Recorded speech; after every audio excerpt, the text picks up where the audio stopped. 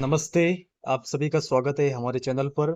Lab assistant भर्ती 2025 के लिए हम एनसीईआरटी की जो हमारी पुस्तकें हैं उनके नोट्स वाली सीरीज स्टार्ट कर रहे हैं।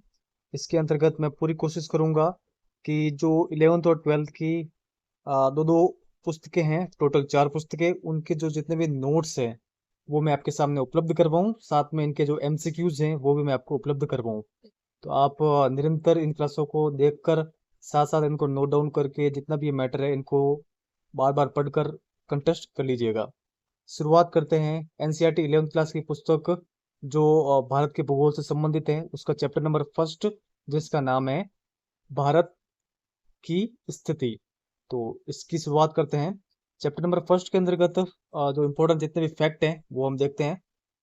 भारत का सीमांतर्गत क्षेत्र आगे समुद्र की ओर 12 समुद्री मील यानी लगभग 21.9 किलोमीटर तक फैला हुआ है। तो इम्पोर्टेंट फैक्ट है, आप ये ध्यान रखिएगा। कुछ बेसिक फैक्ट दे रखे हैं एनसीईआरटी के अंतर्गत, इनको भी आप ध्यान रखिएगा। मानक मील के अंतर्गत कितने इंच होते हैं? तो 63,360 इंच। समुद्री मील के अंतर्गत इंच होते हैं 72,960 इंच। तो ये इंपॉर्टेंट फैक्ट है, ये ध्यान रखिएगा। एक मानक मील बराबर होता है लगभग 1.6 किलोमीटर और एक समुद्री मील बराबर होता है लगभग 1.8 किलोमीटर। तो आप ये ध्यान रखिएगा। यहाँ पर प्रॉपर जो आंकड़ा है वो भी दे रखा है, इसको भी आप याद कर सकते हैं।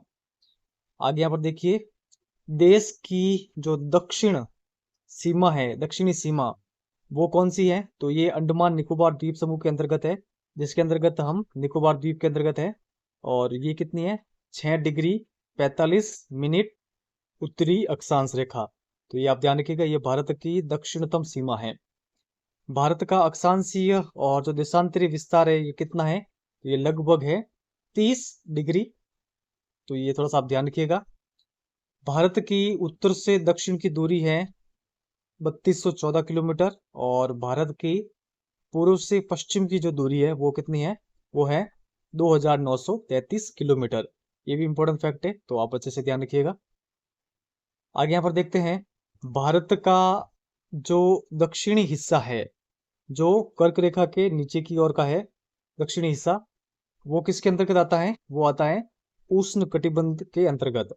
और कर्क रेखा के ऊपर वाला जो क्षेत्र है भारतीय भाग, वो आता है उपोष्ण कटिबंध व कोष्ण शीतोष्ण कटिबंध के अंतर्गत। ये इंपॉर्टेंट फैक्ट है। आगे यहाँ पर देखिए, भारत का मानक याम्योत्तर कौन सी देशांतर रेखा को कहा जाता है? तो 82.5 डिग्री पूर्व देशांतर को भारत का मानक याम्योत्तर माना गया है। और इसी के आधार पर भारत का जो टाइम है वो उसका निर्धारण किया जाता है।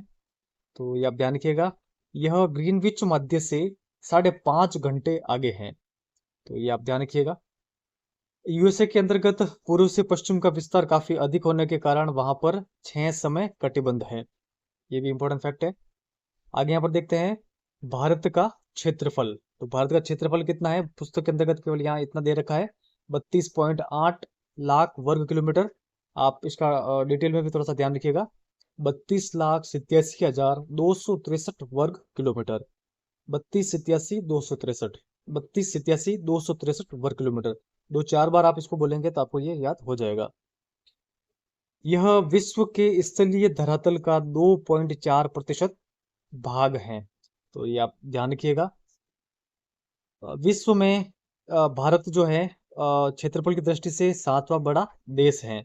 सबसे बड़ा देश कौन सा क्षेत्रफल की दृष्टि से? सबसे बड़ा है रूस। रूस के बाद में है कनाडा, चीन, फिर है यूएसए, इसके अलावा ब्राजील, ऑस्ट्रेलिया और भारत। तो ये आप ध्यान रखिएगा। बांग्लादेश से भारत की सर्वाधिक लंबी स्थलीय सीमा है। तो ये भी आपको ध्यान रखना है फैक्ट। भारत की सबसे अधिक स्थलीय सीमा किस देश के साथ लगी हुई है? तो बांग्लादेश के साथ में लगी हुई है। 4,000 किलोमीटर से भी अधिक की स्थलीय सीमा लगती है बांग्लादेश के साथ में। भारतीय उप महाद्वीप के अंतर्गत कौन कौन से देश शामिल हैं? तो आप ध्यान रखिएगा, भारत है, पाकिस्तान, नेपाल, भूटान और बांग्लादेश, ये सभी भारतीय उपमहाद्वीप के अंतर्गत आते हैं। हिमालय के प्रमुख दर्रे कौन कौन से हैं? तो ये आप ध्यान रखिएगा, खैबर है, बोलन है। एग्जाम में आपसे ऐसा पूछा जा सकता है कि खैबर और बोलन क्या है। आपको ध्यान में रखना है, ये दर्रे हैं हिमालय के अंतर्गत। सिपकिला और नाथुला भी दर्रे हैं।